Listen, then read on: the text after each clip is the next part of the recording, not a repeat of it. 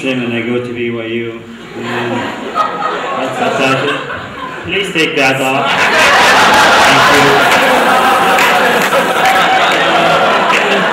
I love you all. You guys are here. I'm always introduced to strange people here like a freak show. My friends always like to show me around. So, hey Alex, meet my friend Hani. He's not a member, but he's a good man. Makes me want to say, hey Johnny, meet my friend Ali. He's an infidel, but I think we're going to keep him alive today.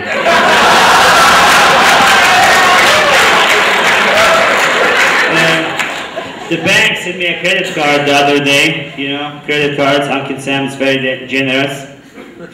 The credit card actually is a frequent flyer and it has an airplane on it. Clearly someone is not doing their job. Why are you sending me this stuff? Don't scare me. So I personally don't fly these days. I stick with the Greyhound bus.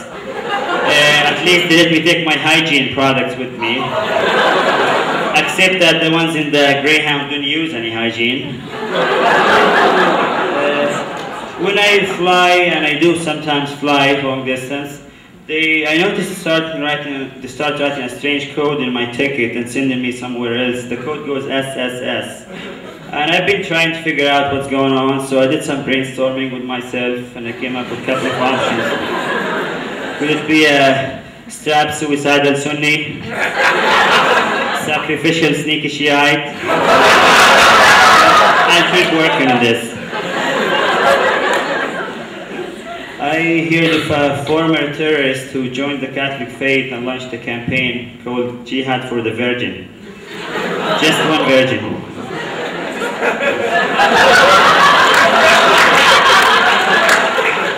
Things change, we all know that, after 9/11 and things, and I learned that they have to become more careful of what they say, and you know.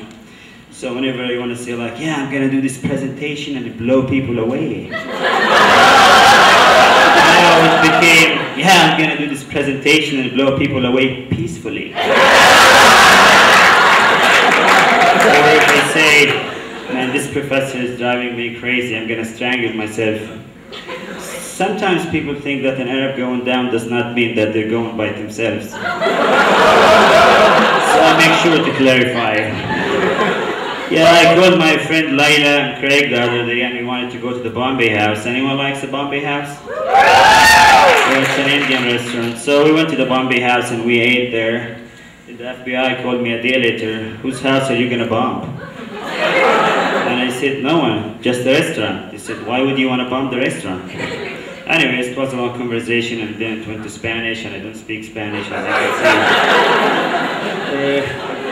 My buddy, Brandon, he came to me the other day, he's a coworker, and came running to me, Honey, I want to tell you something. Yeah, Brandon, tell me. I kissed a girl.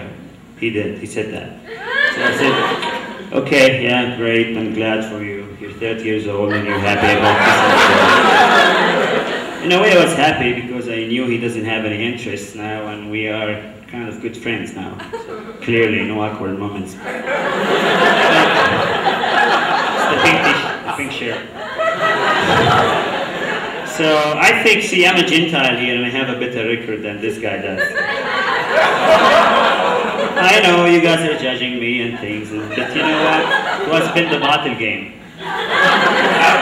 I came to learn that Mormons are very liberal when they spend their bottles. I do appreciate that. Keep it up.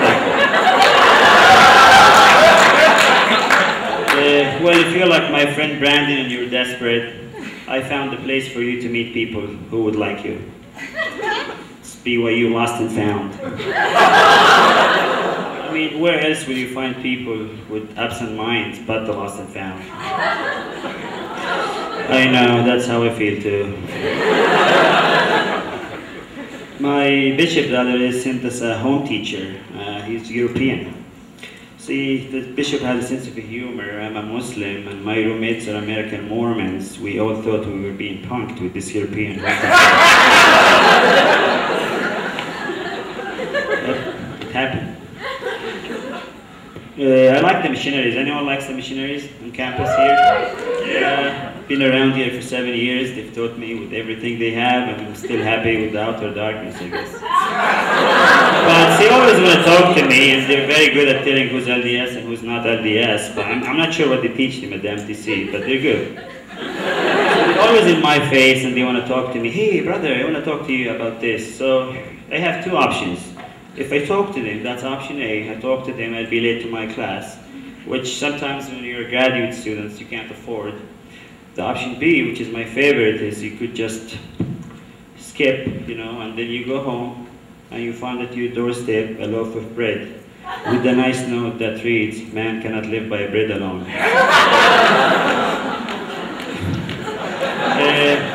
I hear a lot of things around me here, and I like to comment on them, and so I started my Mormon Gentile dictionary. I have a couple of phrases that go along with that. So the first one, "Hanny, why don't you come to dinner at our house and meet my parents?" What they're actually saying is, "Hanny, please meet my parents. They are a much better representation for the church than I will ever be." Or, "Hanny, how are you? Why don't you talk to me about your religion?"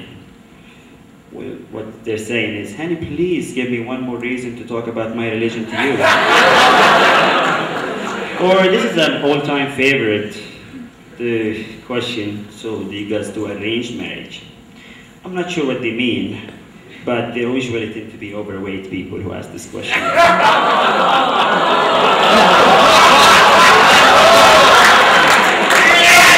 Okay, to counter that, anyone likes the Subway restaurant?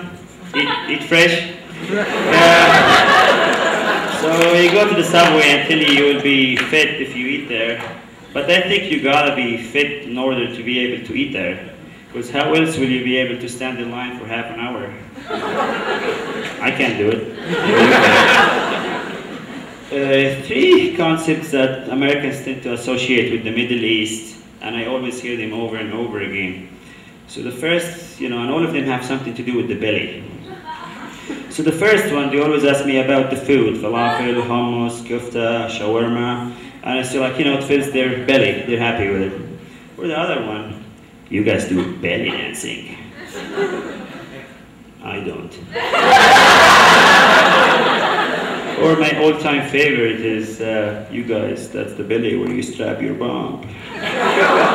Thank you very much. Good night.